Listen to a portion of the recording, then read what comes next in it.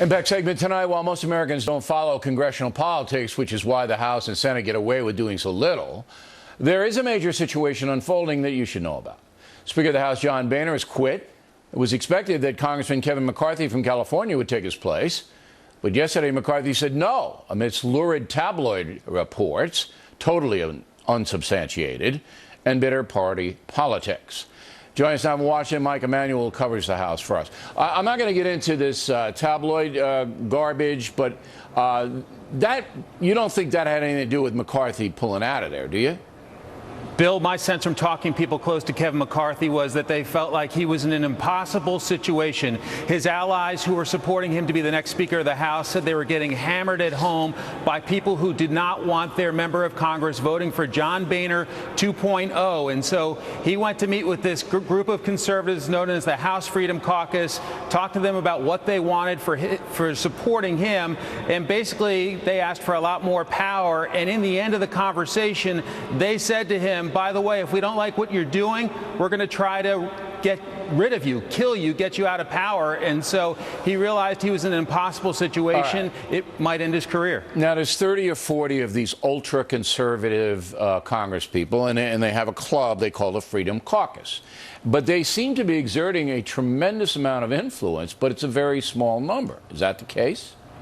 Absolutely correct. And their numbers are actually dwindling a bit, but there's about 40 of them who said they would support this other guy, Daniel Webster from Florida, that nobody really has ever heard of. But basically it was saying to McCarthy, you're not going to have enough numbers to win on the House floor. And so they are exerting a lot of influence. And there's great frustration in the House Republican Conference because there's about 200 or so Republicans who support John Boehner and support Kevin McCarthy. But they feel like the 40 or so are running the show, consistently getting their way. It's amazing. And I mean, look, we don't have any beef against the Freedom Caucus, but if they're going to hold the whole thing up, but again, I'll go back to this tabloid thing about McCarthy. There's nothing about that, right? That didn't influence anything? What I'm told by people close to him, it had nothing to do with it, that he's going to continue to serve in Congress. Okay. Now, I said yesterday that Paul Ryan should be the new speaker, and I understand when after the congressman heard that, he said, you know, I'll think about it. Is that what's going on? That's right. We understand that he's going to give it a closer look after saying no many, many times. He's gotten calls from John Boehner, call from Mitt Romney, lots of folks saying your country needs you, the House needs you, you're the only guy who can run the place. And so he's got a young family. He's worried about the travel, the constant fundraising you have to do as Speaker of the House.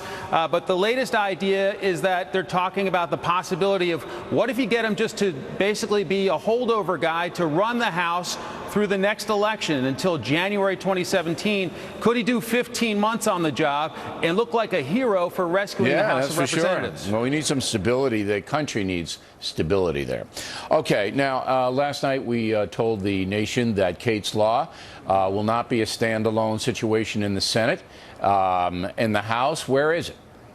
Well, in the House of Representatives, they say they've basically voted on some other measures that are similar to Kate's Law, not exactly the same. In the Senate, they're saying that they're concerned about getting 60 votes. We've seen the constant frustration about the Senate brings up things they cannot get 60 votes because there are 54 Republicans and the rest Democrats. Yeah, but I think that's foolish because I don't think Democrats en masse are going to vote against Kate's Law. It's too dangerous to do that for their political careers. Now, if you couple it with defunding sanctuary cities like the Senate did, then you got it. They won't get the 60. But just Kate's Law, you're going to vote against not giving aggravated felons jail time when they defy deportation. You really want to vote against that? I mean, that's the way to put the Democratic Party on the defensive. But, I mean, it's a mess in both chambers. Can't get anything done. If you can't get Kate's Law passed, you can't get anything passed. Last word, Mike. Well, some Senate leadership sources say their concern is that some of the libertarian types don't like minimum sentencing, but they do like... I talked to them all, Mike. It's just a lie. I talked to every single libertarian, and they've told me they'd support Kate's Law. I got to go. Thanks a lot. We appreciate it. Directly ahead, how sanctuary cities are hurting you. Also, two brand new Factor segments, Varney's Villains and Bowling versus Geraldo, tonight on The Vicious Attack by GQ Magazine. I'm Ben Carson. Upcoming.